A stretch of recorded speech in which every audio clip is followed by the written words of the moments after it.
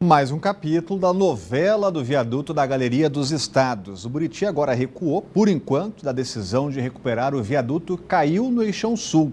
E o governo vai analisar 2 relatórios. Um da UNB, que recomenda a demolição, e outro do Conselho Regional de Engenharia e Agronomia, que defende que a estrutura seja reaproveitada. E a decisão agora ficou para a semana que vem.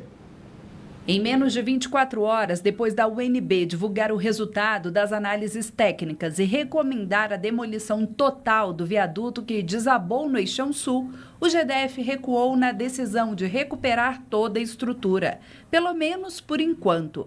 De acordo com o diretor do DR, o governo vai levar em consideração os 2 relatórios. Observando critérios de segurança, durabilidade e custo. Então, é importante afirmar aqui que nós fizemos aquelas alças para o trânsito fluir bem, como está acontecendo, para que a gente tome uma posição com tranquilidade, levando em consideração segurança, durabilidade e o custo da construção. O engenheiro Pedro Almeida, autor de um projeto de recuperação do viaduto do Espaço Galeria em 2014, monitorou o viaduto para indicar problemas. Fez um estudo elaborado para o governo. Para ele, não é preciso demolir todo o viaduto. A sugestão é recuperar o viaduto, mantendo o tabuleiro e reconstruindo todas as asas dos pilares. A mesma opinião do Conselho Regional de Engenharia e Agronomia, que garante que a estrutura do viaduto pode ser recuperada. Hoje o CREA tem convencimento por meios técnicos, por todo esse estudo que o professor da USP fez, de que é viável a recuperação com total segurança. Mas essa não é a opinião da equipe da UNB, que recomenda demolir toda a estrutura. Para os técnicos, a situação era tão perigosa que ultrapassava o dobro do considerado limite crítico. Se você for inspecionar, você vai ficar um pouco assustado quando você for lá, né? E tem muita coisa assim que está degradado mesmo. Tem muitos danos, muitas patologias, viu? Agora o governo pretende bater o martelo sobre o futuro viaduto da Galeria dos Estados na próxima semana. Agora, Cláudio Humberto, já estava demorando, agora com essa divergência, como é que fica, hein? É no mínimo constrangedor que a essa altura, né, semana que vem já serão 40 dias desde da derrubada ou do desabamento do viaduto e eles não sabem o que fazer. É lá, quando eles criam um grupo de trabalho é para isso que a gente viu aí, né? É para não ter que fazer nada, né? Não ter que tomar nenhuma decisão, eles não sabem o que fazer. E aí, quando você assiste a especialista da Universidade de Brasília dizer que ficou assustada com o que viu, imagina nós, né? Imagina o que nós, que somos leigos, que não entendemos de engenharia, nem de estruturas, etc., o que nem de patologias de obras públicas, como ele chama, etc., como é que nós vamos reagir? E aí a gente fica entre a cruz e a espada. A gente acredita em quem? No tal do grupo de trabalho? Naquelas pessoas que deixaram de fazer o que tinha que ser feito para evitar a queda do viaduto? Ou vamos acreditar nos teóricos, nos doutores teóricos lá da Universidade de Brasília? Ficamos entre a cruz e a espada e torcendo para que esta porcaria não caia na cabeça da gente. E o futuro da concessão do Arenaplex parece estar longe de uma definição. O Tribunal de Contas do Distrito Federal suspendeu o processo de concessão da área esportiva por irregularidades no edital. O complexo formado pelo Estádio Nacional Mané Garrincha, também o ginásio Nilson Nelson, e ainda complexos aquáticos do Cláudio Coutinho. Os técnicos do Tribunal de Contas encontraram ao menos 6 irregularidades no edital para a concessão da Arenaplex, que foi publicado em 5 de fevereiro. Entre elas, a falta de justificativa para os valores de aluguel dos estabelecimentos da solução comercial que estavam previstos no edital, o que dá uma grande diferença no valor final previsto. Isso além do sobrepreço no custo da construção e reforma, que é o investimento a ser realizado por quem vencer a licitação.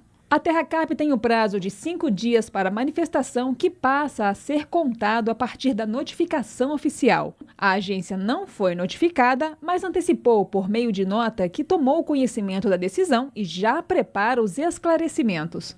O complexo que teve a licitação suspensa engloba o ginásio Nilson Nelson, o complexo aquático Cláudio Coutinho e o Estádio Nacional de Brasília. E por falar no Mané Garrincha, a construção do estádio foi uma das mais caras da Copa do Mundo de 2014. Custou quase 2 bilhões de reais. A arena, considerada uma das mais bonitas da Copa, vem causando um prejuízo. Os jogos e eventos não foram suficientes para cobrir todas as despesas. Fora o escândalo causado por uma conta de água milionária no mês de julho do ano passado, quando passou de 37 mil para 2 milhões. Atualmente, o espaço é usado como sede de parte das secretarias do GDF, uma forma de reparar o prejuízo, e ainda tem a manutenção de mais de R$700 mil mensais. De estádio, Cláudio Humberto, com grande expectativa, virou repartição pública agora? E virou um elefante branco, como tanto pregava o próprio governador Rodrigo Hollenberg, né, que sempre teve má vontade com relação ao estádio e sempre teve uma posição crítica, né? Assumiu o governo e o estádio virou isso, virou uma coisa inútil, sem agendamento de espetáculos esportivos nem artísticos, né? É boa a ideia da Terracap de terceirizar a gestão, de privatizar a gestão da chamada Arenaplex, que é o que inclui o estádio e aquele complexo esportivo que está ali em torno dele. Agora, é preciso também combinar com os zagueiros, é preciso combinar com o Tribunal de Contas do Distrito Federal, porque parece não ter muita consciência do que faz quando atrapalha esse processo, né? Há 4 anos o governo está tentando aí chegar a essa conclusão, atrair a atenção e o interesse de empresários, de investidores, até de outros países, para se interessarem pelo nosso estádio Mané Garrincha e, no entanto, tem sempre o Tribunal de Contas ali pronto para atrapalhar. O mesmo Tribunal de Contas que foi incapaz, por exemplo, de evitar o superfaturamento que fez do nosso Mané Garrincha o estádio mais caro da Copa do Mundo. E o presidente Michel Temer enviou uma carta à Procuradoria-Geral da República questionando ter sido incluído na investigação de fatos que ocorreram antes do início do mandato presidencial. Vamos entender essa história. Quem está acompanhando é Renata Dourado, trazendo mais informações. Renata. Rodrigo, a decisão de incluir o presidente Michel Temer nessa investigação que apura aí o pagamento de propina da empreiteira Odebrecht ao PMDB, essa decisão foi do ministro do Supremo Tribunal Federal, Edson Fachin.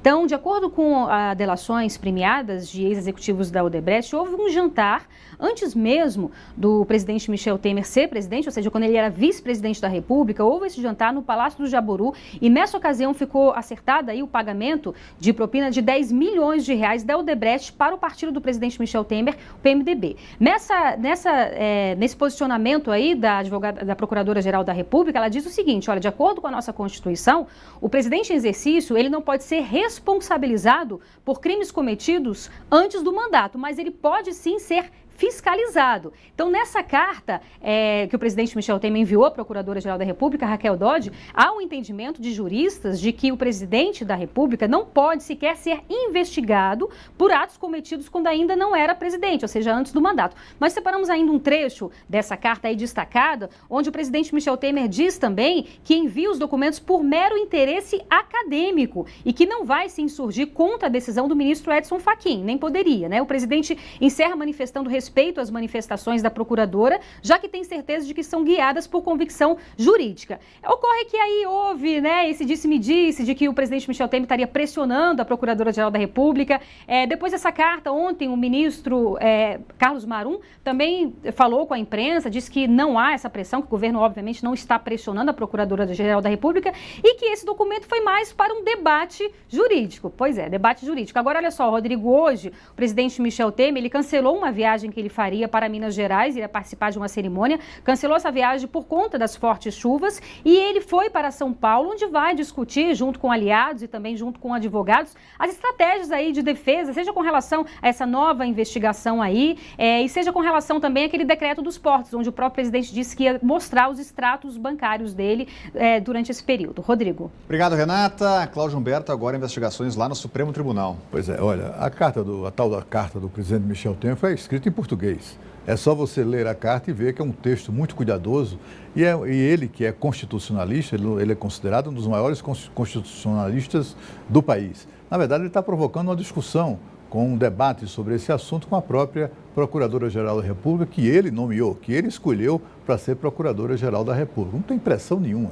O que acontece, isso é coisa de coleguinha jornalista, que na hora da entrevista ministro, essa carta não é pressão? Aí o ministro, não é pressão. Qual é a notícia?